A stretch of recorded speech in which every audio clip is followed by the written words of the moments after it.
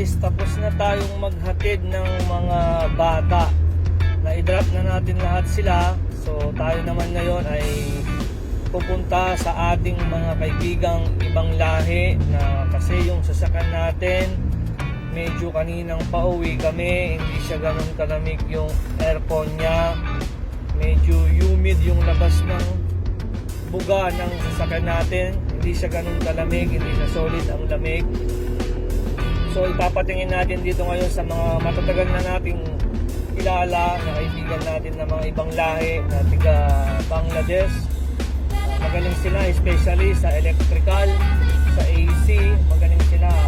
Tinawagan ko na sila at sabi dalhin natin yung sasakyan doon para ma-check nila kung ano yung sira, kung ano yung dapat palitan, anong dapat gawin para mas maganda ang ipoproduce niyang lamig para sa atin na hindi tayo pagpawisan. Dahil so far ngayon medyo masakit pa yung init dito kasi nagpo-42 pa nga, tapos ang sasakyan natin ay unang-una leather seat siya kaya napakainit niya, lalo na sa tanghali pag inupuan mo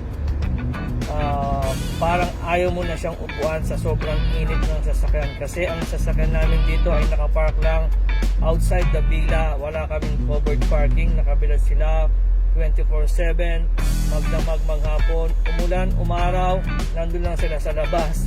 Kaya maswerte ka pag nakakuha ka ng bahay dito na may covered parking, nasa ilalim o nasa basement. Kasi kami ngayon, nakatira kami ngayon sa isang villa na wala silang parking na may cover, pero malawak yung parkingan namin, hindi kami nahihirapan. Ngayon pupunta tayo dito sa mga tropang Bangladesh.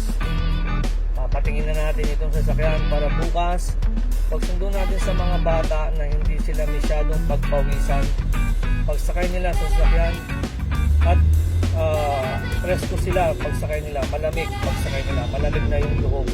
Kasi ang hirap pag mainit yung sasakyan, mainit yung panahon, medyo humid ang AC mo, napakahirap po, lalong-lalo na sa mga bata. Pagpapawisan yung mga bata, pagpapawisan yung likod, hindi mo alam kung anong pwedeng makuha nilang sakit dahil sa pagpapawisan sila ng pawis at matutuyuan sila ng pawis sa likod, lalong-lalo na sa likod. Importante po yan, lalo na sa mga bata.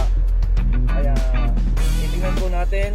Ngayon on the way tayo, siguro maximum within 10 minutes nandun na tayo sa kanila.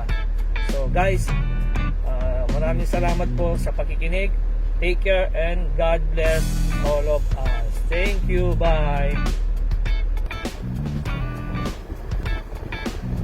Yan guys, this is my friend Musa.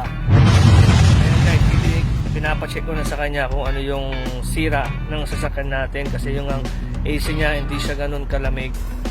Hindi ko pa sure kung ano yung gagawin niya. Tinitingnan niya muna so far. Siya po yung kaibigan natin, Musa from Bangladesh. Ito po yung pwede akong minsan hindi ka agad magbayad sa kanila dahil kilala nila na ako ng matagal. Yan po, papacheck natin. Sana wala siyang masyadong malaking gastos para kahit papaano ay makasave tayo ng pera. Okay po, tingnan po natin kung ano yung papalitan niya. Thank you. Thank you po at maraming salamat. God bless. Ingat po kayo lagi. Nasaan man kayong sulok ng mundo. Lagi po tayong mag-pray kay God na malakas tayo at healthy tayo every day of our life. Thank you very much.